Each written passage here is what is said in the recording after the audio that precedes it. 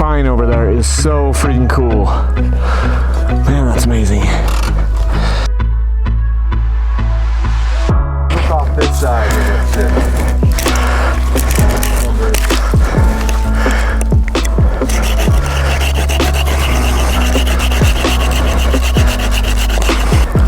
That used to be attached there. Now, that was right in the trail. One like this is one almost took you out. Yep. I don't know how well you can see it, but he got scraped up pretty bad yesterday. I already mentioned it, maybe in the previous video. I don't know how all these will come out, but that's maybe saving somebody a lot of pain. Switched over to the 19 XCW. Sam's on the 2020 250 XC. This is the bike that we're putting all the hours on. We're trying to get it up to 100 and beyond. And based off the way that, man, the fork on my 2020 is right now with the way I've got it, with the air pressure, it is just soaking everything up, and it's incredible. So I just stopped and took a couple of clicks of compression out of this one. I rode it for 2 minutes, and I was like, with what we've got going up here and the amount of rocks and stuff,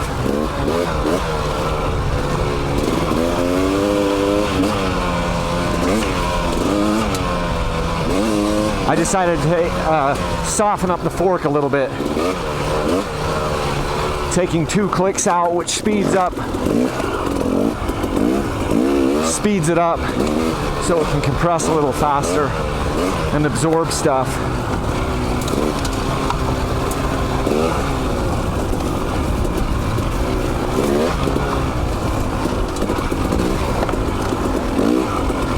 Just because, man,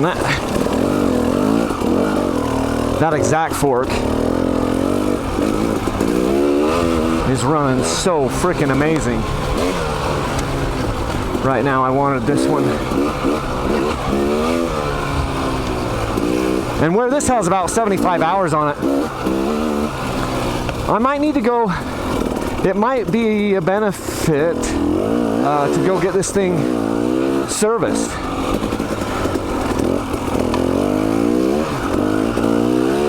As far as the suspension goes.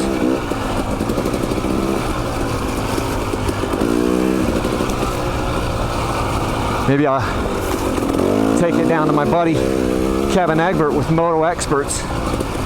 Let him put some fresh oil in this.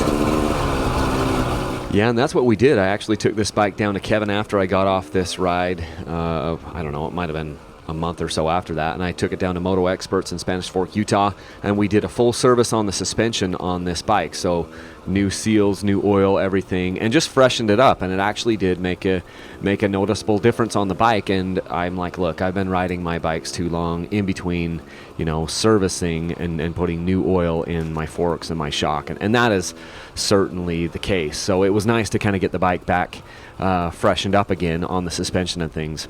The other thing I'm going to ramble on and on about here is, how much I really like this bike, this 2019, but I'll also ramble on. I'm rambling on as I talk here about how the bike is really good, but I have preferred the XC suspension and geometry and gearing over the XCWs for, many years. Ever since I started riding the XC bikes, I've liked them better. And I still stand by that, but I will say, though, that in 2020, which this bike is a 2019, but in 2020, the KTM XCW line got a big leap forward. They have a different frame now, and they're just amazing. In fact, the 2020 XCWs are so much, in my mind, they feel so much like the frames and the geometry of the XC bikes that it makes me like my 2019 a lot less. And don't get me wrong, it's not that this is a bad bike. Every time I get out on it and I ride it for, after I've been on it for 10 minutes, I forget about the XC bikes, and I just am really enjoying it and liking it and going through and being fine with it. And so I've I'll get on this bike, this 19, and I enjoy it. But then if I go with my buddy who's got a 2020 and I ride back to back the 2020, I like the 2020 a lot better. Also, right now I'm running a Tusk Recon tire, and I just noticed I wasn't getting as good of a hookup on the Tusk Recon tire as I did the Dunlop AT81 EX Gummy. Again, I'm riding now the 2019 300XCW TPI. I've been playing around with the clickers a little bit on this bike, fork and shock, to try to get it to act a little bit more like the way the 250XC is acting right now. And I think I might have improved it a little bit. It's gonna take another 10 minutes of riding to see, but I think I've got the back end feeling a bit more planted and the front end feeling a little bit better.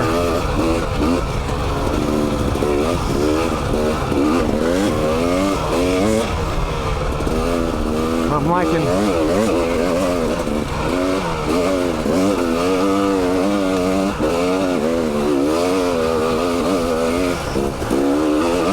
yeah.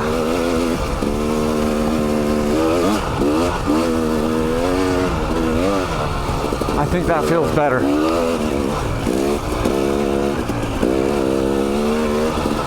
Yes. Just a couple of clicks, guys.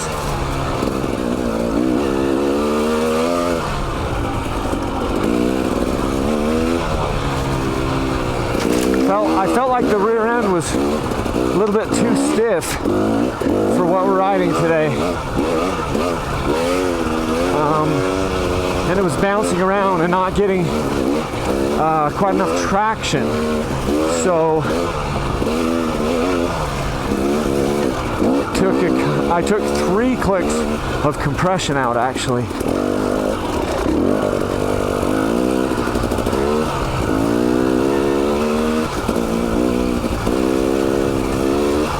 From where I had it, and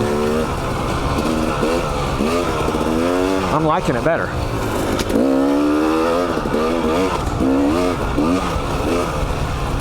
Because we're not doing any high-speed whoops or anything here, so I sped up the fork and sped up the shock on my low speed compression was the only thing that I changed.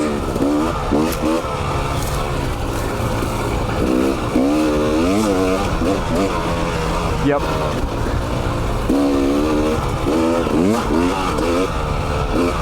It's better now. Look how pretty this is, guys. Just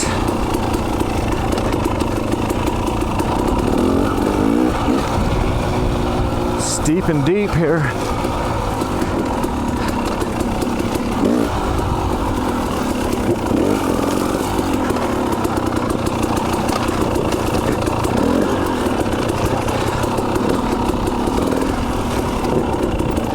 Semi-technical trail, especially if you were going the opposite way.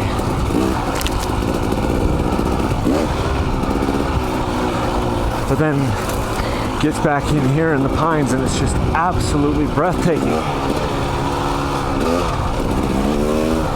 Click up the gear and let this baby roll.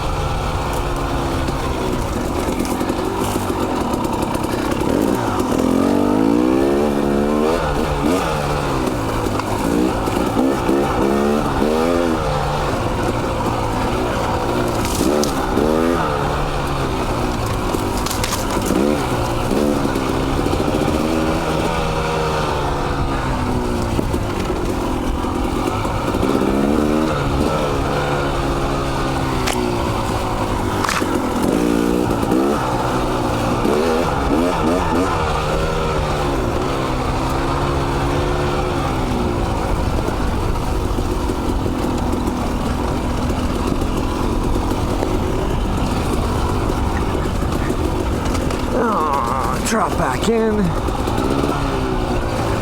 That might not have looked scary to you guys, but it was scary to me because I got up off the rut and I was going to drop back down into it, and I couldn't see with the shadow. I couldn't see exactly where I was dropping back into it.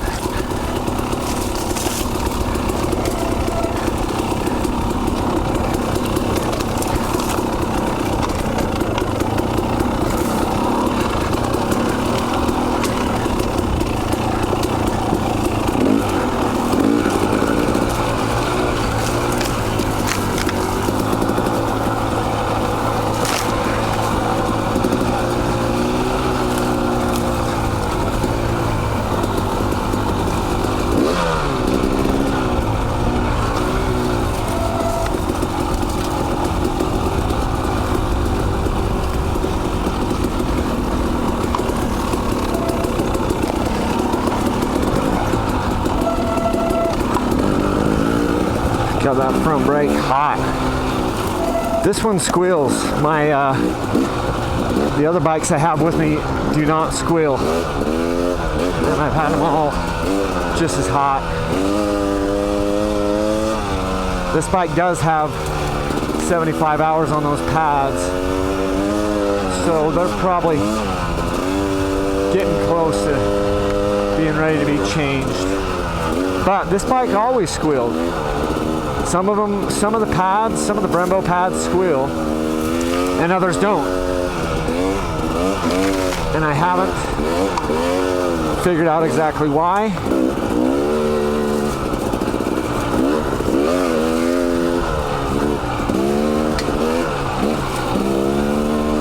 But I feel like these pads, these pads on this bike have always been prone to a little bit of squeal.